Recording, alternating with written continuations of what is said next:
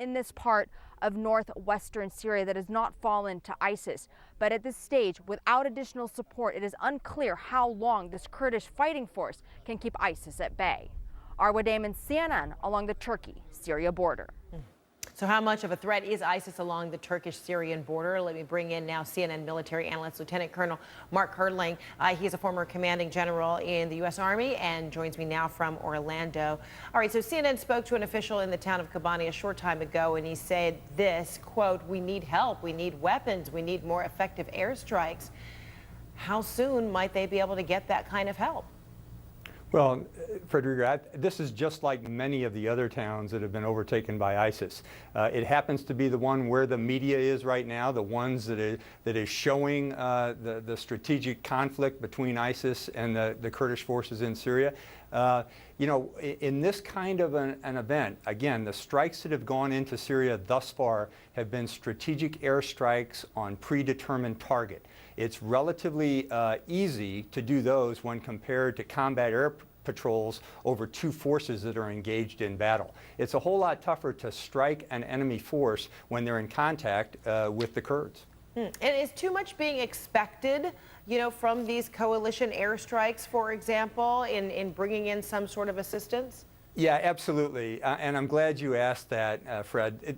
You know, we've been at this just a little bit more than a week. There have been an air campaign ongoing in Iraq supporting ground forces of both the Iraqi security forces and the Peshmerga in the north. But the strikes in Syria are on precision targets, predetermined targets, the ones that the president approved that General Austin gave him. So I think it's a little bit too early to start saying, hey, we've got to get aircraft over the battlefield supporting the Kurds in this area. As much as they would like them there right now, this is going to be an ongoing, it's part of the long war and the new normal in this area. I think there's got to be a lot more resolution in Syria before any kind of strikes can go against enemy forces. So that has been a consistent message across the board, that this is going to be a long, drawn-out battle or war. But then help people understand, what are the levels of expectations, the phases of expectations? Yeah, well, this is complicated Fred, right now, but what should be expected and when? What's yeah, realistic? listening to your great program today and the number of times you've had a lot of experts talking about strategy and what we should do next. I mean, strategy bubbles in a pot. You know, there has to be a little bit of time to let things develop, and we can't do strategy by the media with a bunch of different voices saying, hey, we need to do this. No, we need to do this first.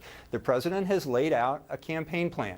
It consists of an element in Iraq and an element in Syria. And as much as people would like to move forces around the battlefield and strike targets that happen to be at the forefront or on the daily news blast, it doesn't happen that way. And this will be, as so many people have said, a long fight. And it takes time for that stew to boil and to get the right thing. If we expect things in the next few weeks or even the next few months to be accomplished, we're just trying to fight the forces back and blunt ISIS so we can go after them in different ways in the future.